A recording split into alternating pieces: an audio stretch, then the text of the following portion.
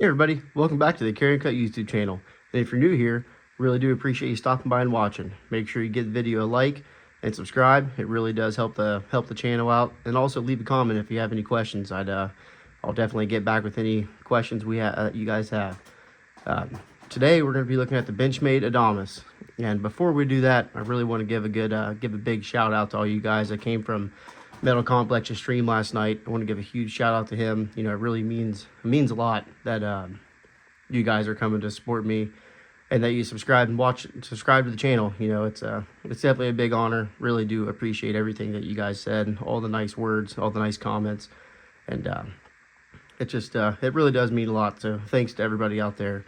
But today we're going to be doing the Benchmade Adamas. This knife really does need a good cleaning. The action is, look at that, it's not even, can't even get the darn thing out of there. So this thing needs a serious cleaning. Not really sure what all is going on with this one here. This knife is if you guys have any previous experience with Benchmade Adamas, this thing is a serious user. It's a tank of a knife. This would definitely be in the overbuilt category for at least fixed or for folders. Darn thing feels like a fixed blade. It's built like a tank. Let's go ahead and get a weight on this thing. We could kind of run this into sort of a review also.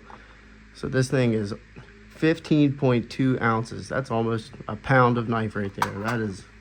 That is serious. I think this blade is darn near a 1/4 inch thick. It is definitely substantial. Let's see if I can get a shot on that. It's definitely, yep, it's about right at a 1/4 inch thick. So that's serious. Overall length of this thing, we're looking at 8 3/4 inches. Blade length of let's call that 3 3/4. The cutting edge, if you want to count the serrations, is almost right at about 3 1/4. So there's a whole bunch of different varieties of this knife. You know, you can get of course full plain edge.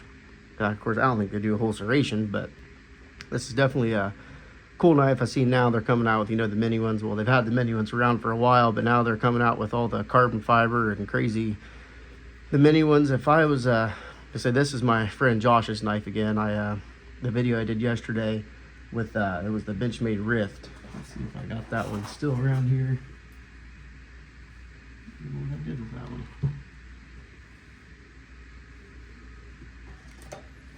The Rift Auto. Did this one yesterday. It wouldn't even work either. The automatic was all gummed up and nasty. So we got that one going again. And I also have a Barrage. This one needs looked at. This one is an assisted knife, but it has a real nice chip missing out of the blade there, if you can see that. So this one's going to need some work. Definitely kind of I don't want to say a regrind, but it's going to need a pretty good amount of meat taken off that blade to get this one back in action. So stay tuned for that one. So with all the disassembly, you know, you're definitely going to want to have some kind of tray to put all your little bits and pieces in. You're really going to need 2 drivers on this one. You're going to need a T6 and a T10. All the body screws are T6. Of course, the pivot's going to be a T10. This should be pretty straightforward to take apart. I'm hopefully it's a lot easier than that Benchmade Rift. That thing was a nightmare to get put back together. It really tested all my all my abilities. We'll just put it that way. I'm definitely not a professional by any means of taking these knives apart, but I just like to tinker with them. So let's see if we can get this thing going a little bit better. Okay, get these pocket clips out of here, clip screws.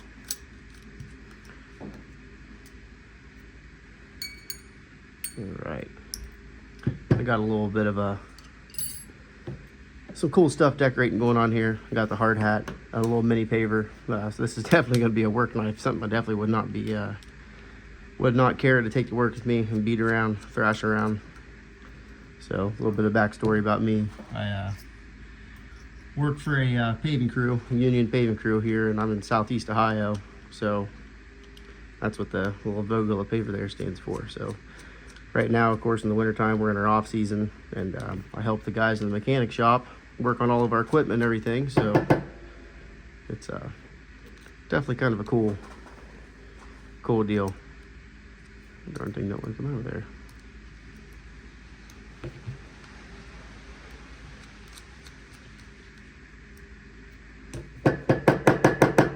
There it went. Of course, these are all going to be different sizes. The 2 clip screws were longer. Make sure we count all of our, so this has these two go into the back spacer there. Clip screw. This one, this is our stop pin right here. I'm not sure exactly. I know with the 940, you can take kind of wants to come out of there.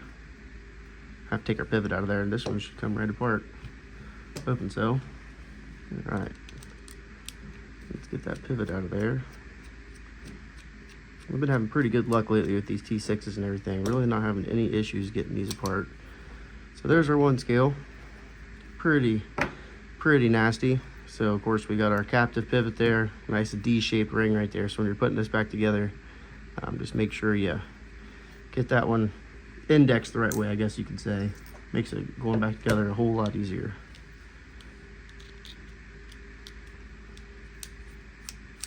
Get this other scale off here.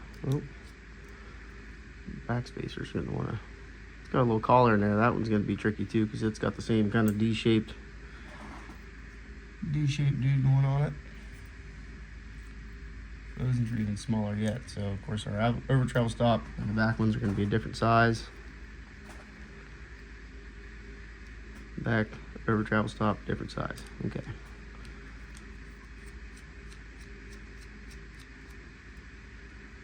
Of course, you probably don't have to take it all the way apart. Just depends on what you're servicing here. So I have to make sure we're very careful not to lose any of those.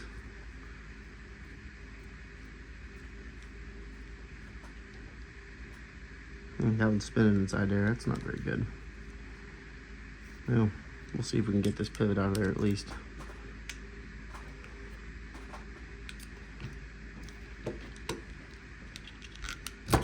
There it went. And those blades should come right out of here, I'm hoping. Just like so. All right, got 2 giant washers. That's pretty cool. So it has a nice coated blade on it. I'm not really sure what the coating of this would be. If it's like a PVD or a Cerakote or what this exactly would be. Didn't do a whole bunch of research on this knife first. So you got phosphor bronze washers running in there, and that's all you got. So you really don't even have to take this whole thing apart unless you really want to, at least just to get your blade out. So this thing's going to be a little kind of a pain in the butt. This barrel spacer here in the middle, maybe we can just take it off on this side of the scale and it'll come off. So let's get our Leatherman out, take these Omega springs out. These are definitely one of the things you got to be careful with. You don't want these things to fly across the room because you're never going to find them. So I know in another one of my videos, you guys were talking about Omega springs, and I have never actually broke a set of these. I know some people have. Well, I got to get that scale off there, get to that other spring. Maybe if we hold this, we can get this out of here. Need an extra hand. Get a good grip on that, if we can. There it goes.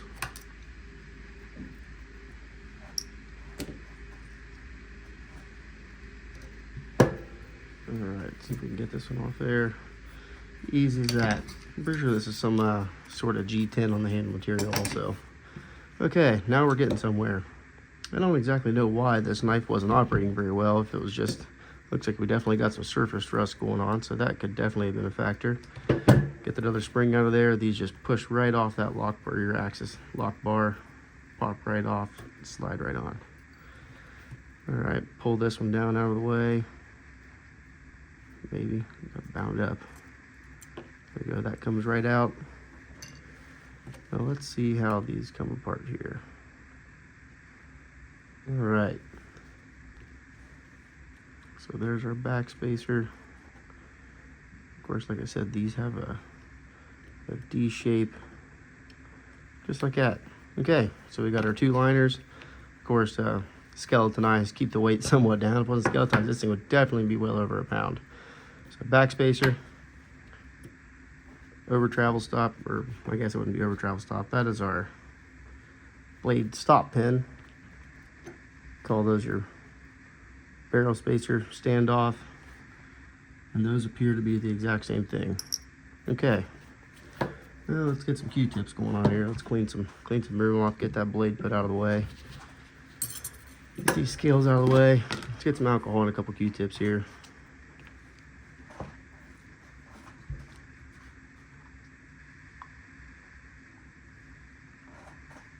All right. Get everything nice and cleaned up. And this thing, maybe, I don't know if the washers were just getting sticky, if it was actually the surface rust that had something to do with this blade not working very well. But it looks like, I don't know, that coating of the liner didn't even, I don't know, it looks like them washers didn't really get broken in very well. I tried to mess with the pivot before I even took it apart, but no success on that one. The more I loosened it up, it still didn't do anything. So maybe it just needed some KPL in there. I'm not sure what's really going on. Let's get everything nice and cleaned up. Oh, sorry, took you guys off the screen there. If you guys have any comments or suggestions to make any of these videos better, please feel free to leave them in the description. Like I said, I'm still getting the hang of this thing. Really like all the feedback. Any feedback you guys can give me is going to be positive feedback to me. So really do appreciate it. Hopefully later today, I got another knife coming in the mail. Hopefully do a unboxing on that too if the mailman comes at a decent time. I'm not going to tell you what it is though. You guys will have to wait and come back for that one.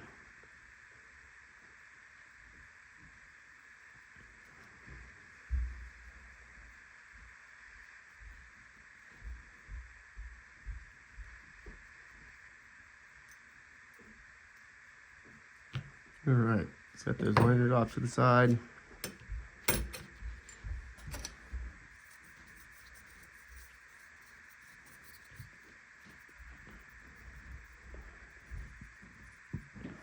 Anything that's going to be coming in contact with the washer, I'll just clean the whole thing up. Like I said, this is going to be going back to my good buddy Josh, so I want to take the best care of his knives as I can for him. Try to put a new edge on this, or at least give it a resharpen. This blade has some nicks out of it also. You know, no bad words to say about Josh, but sometimes he likes to use his knives for other, I don't want to say extracurricular activities, but I've seen him use it as a screwdriver a time or two. Get this thing all cleaned up. Get that pivot good. All right, there's one of them.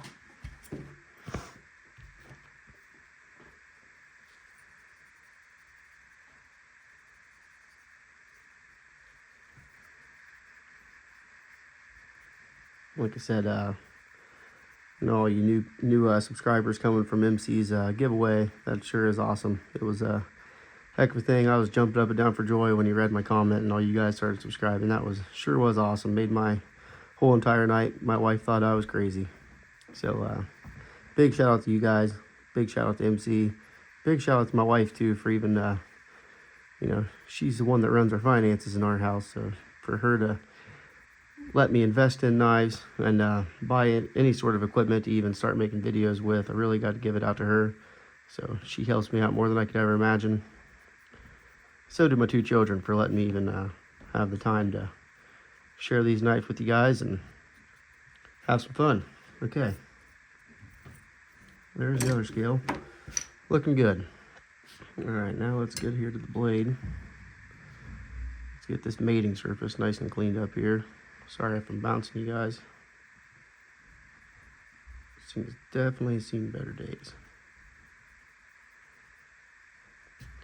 Got a nice kind of fuller section here. I don't know if you'll be able to get that with a reverse flick or not. Definitely not as now as how this knife was running before. So I think we should be able to put this whole liners and everything back together first. We should be able to put the scales on everything and be able to slip the blade in. So I think that's what we're gonna try. That rift I did yesterday, that thing was a complete nightmare. Let's go ahead and try to give these a little bit of a polish here. Get the old sharpener out. Just give her a nice little sanding. Try to get some. This is 1200 grit, by the way. So nothing too abrasive. I'm not trying to take any material off, really. Just trying to get a nice Oh yeah, look at the shine on that one. That one's starting to come together real nice. I definitely help it. That'll get rid of some of that friction, at least hopefully get rid of some of the drag. You know, I don't know what the normal action is supposed to be like in Adamas. This is the first one I've ever even messed with, but I know just like my 940, you know, the action is well, pretty good on it, as good as it can be for having phosphor bronze washers. And I do got a soft spot for some easy to maintain phosphor bronze washers, especially for a work knife. That's definitely what you're going to want. I'm definitely liking bearings more and more though. I'm really just starting to get into some nice with bearings on them. And they are definitely exceptional for the quality. It just depends on what you're doing, you know. If it's just a knife that you're not going to be using real hard, you know, take the wife out to dinner with, something a little classy, then you don't need to have, you know, phosphor bronze in there. Not to say that they aren't smooth though, because they definitely can be.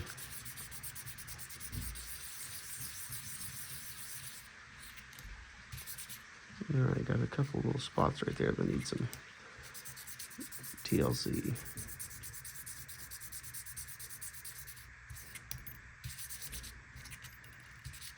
Okay. All right, well, let's start moving back on to getting these liners put back together here. So we're gonna start with this one first. Let's go ahead and get our barrel spacers back out. Of course, these have the nice D-shaped. Make sure you index those right. Get you guys back in the frame there. Index those right.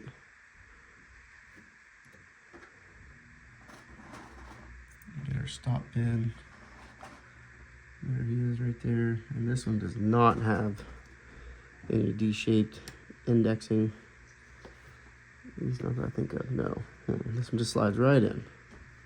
Should, okay. There we are with that one.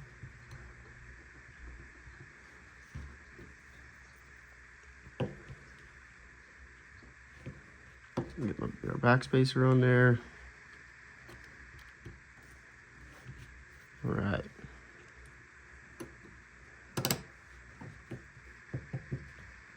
Okay, there's that. Now we need to put our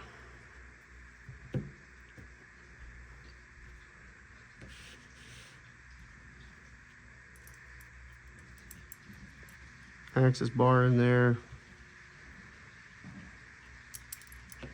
This thing could kind of be a pain in the butt to get lined up to. Just really get that. You can't get it on any sort of binder. It does not want to go in there very well.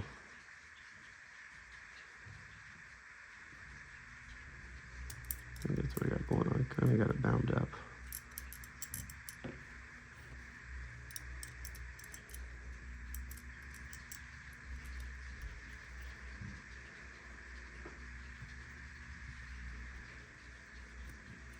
There we go. Well, he doesn't like to move very free either. I wonder what's going on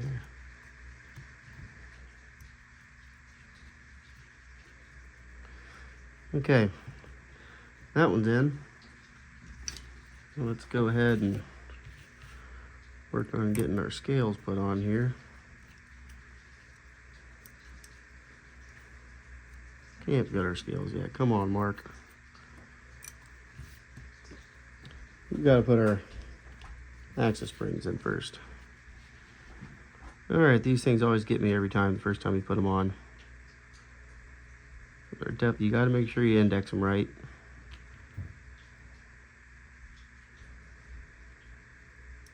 This is definitely good. All right, slide that over your lock bar. We're gonna push this right in place. I like to use my Leatherman. I really don't want these to get away from me. Locks right in like that. Flip it over the other side. Lock this one on.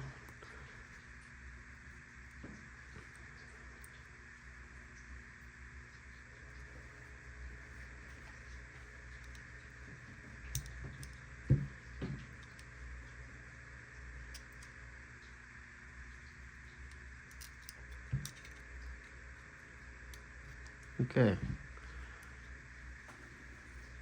All right, now we can get going on the scale here.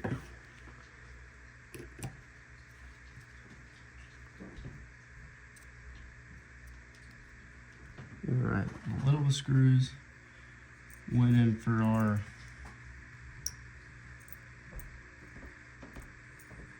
let's see what all we got here. All right, sometimes I could definitely do a better job. Okay, these are all the same size. The two long ones went in for the clip, so that's good to know. Get 3 of them out here. And say at this point, this is when you can put some Loctite on. I'm not too concerned with getting too crazy on the Loctite. I don't know what kind of Loctite you guys prefer, but I like this glue stick kind. Just a real little dab goes a long way. And of course, I think probably everybody knows you got to be very delicate with these T6s. I always like to get them started. There it is. Put a little quarter turn back. Make sure you get that nice and locked in the groove into the threads. You don't want to strip these or anything like that. That could be a bad day. Definitely don't want to strip those. Put another little dab on that one. Let's go right here on this one.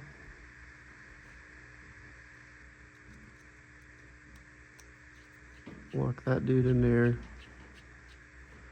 Of course, we're not getting crazy tight. We're just putting them on for now, just so our scales stay together.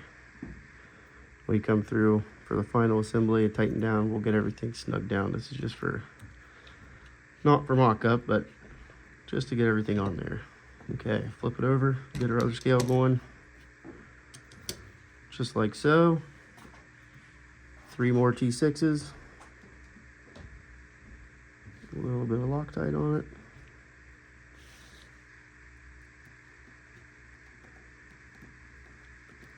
Like I said, I hope everybody's having a great day out there. I know here we just had some snow come in, got about almost 4 inches of snow, so the kids been love that. We've been out playing, sledding in the snow, everything like that, so that's always a good time. Back when I was a kid, I sure did love to have snow days. Okay, one more.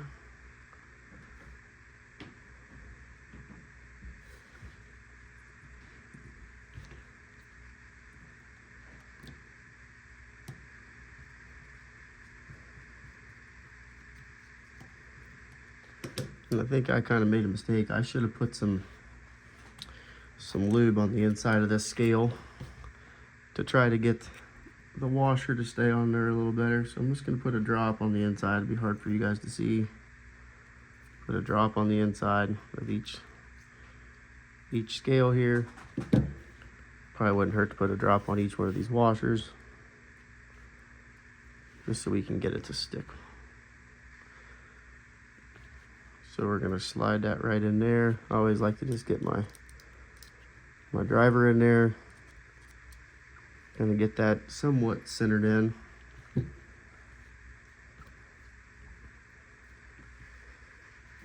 Now it's definitely gonna be just a touch tricky when you do it this way. So like I said before, these are gonna be indexed a certain way. So your D shape, we're gonna put that down just so where we can get that started in there. I don't know if you can see that.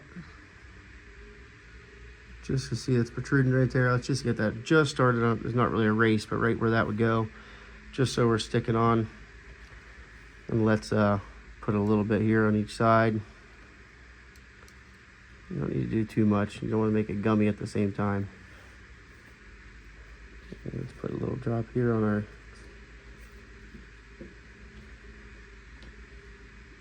other washer. Of course, our blade's gonna go like that. Our other washer's on that side, so let's put a washer right here on this one. See how that kind of locks right in there. All right, now we should be able to slide this right in there. Keyword should. Go ahead and lock that down. You see, now that we have that pivot in there, we got that kind of trapped. So now you just kind of gotta hold your tongue just right to get that pivot to come through. It can definitely be a bear sometimes. Make sure everything's lined up quite right.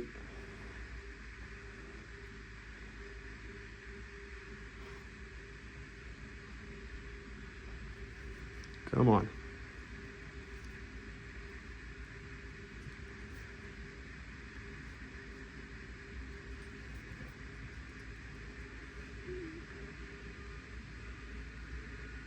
looks like it should go in there pretty good. It doesn't seem like it does not want to go through the blade.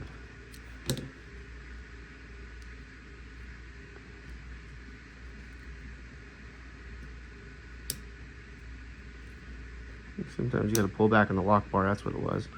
Pull back on that lock bar. There it went. Okay, we had to pull back on that lock bar. Sent that right in there.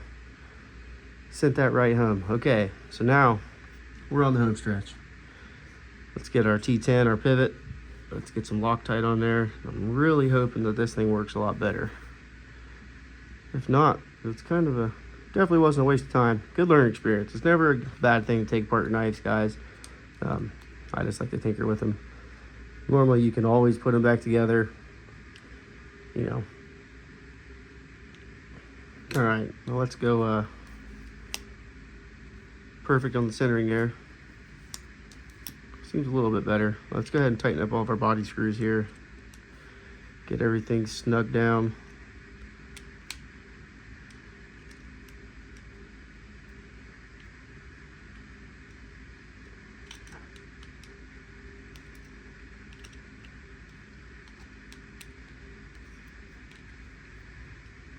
And tightened up. All right, one more, and we'll put our clip on last. So this pivot wasn't incredibly tight anyway. Let's snug that up a little bit. Oh yeah, it seems a little better. Still a little, definitely better what it was.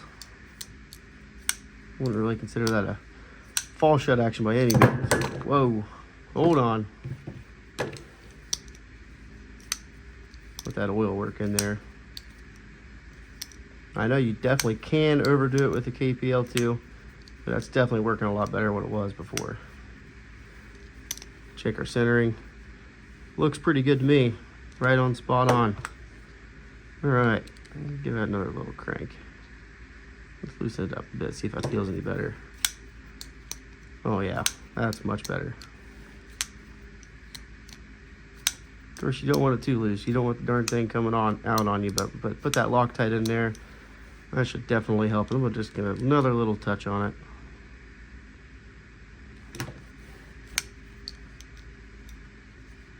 I think that should work pretty well.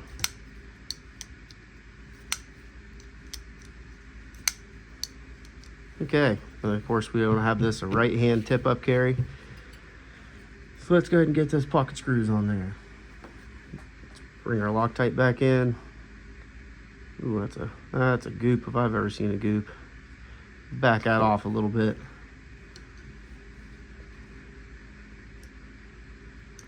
I kind of like how this clip is. Normally I'm used to the three screw clips from Benchmade.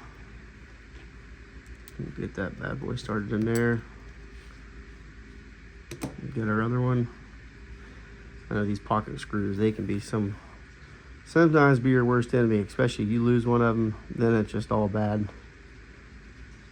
I don't know if you guys know of anywhere to get some nice T6 screws that are, of course you got to watch the length, but they're definitely the right thread type and the pitch and all that kind of stuff. Please leave that down in the description. I have a couple knives I'd like to get some new clip screws for. All right, tighten that down. Snug that one down. Okay, we're back in action. Benchmade Adamas. I always set the model number on this one. Would this be the 275? And of course, this is in D2 steel, not your average D2. This is your CPM D2, so it's not going to be your, $50 steel that you get out of the Chinese factory. This is, D2 already has pretty high edge retention, but the toughness isn't quite there. And of course, it's not a stainless steel either. But when you get into the CPM D2, it definitely has great edge retention, and it gets bumped up in your toughness also. The carbide structure is a lot finer on your CPM D2, so don't let that scare you, especially since this is a work knife. You could beat and beat and beat on this thing, and you don't have to worry about anything happening to it. So, all right, guys, for now, that's all. Like I said, huge shout out. Thanks to everybody that's new subscribers. You guys are awesome. Leave a comment, like the video, subscribe if you haven't already. You can check me out on my Instagram also. I do post some different stuff on there. It's at carryandcut. And don't forget, we're going to have a 500 subscriber giveaway coming up soon too. So hopefully that happens, and hopefully I can get that knife out to you guys. All right, thanks very much. Have a good one.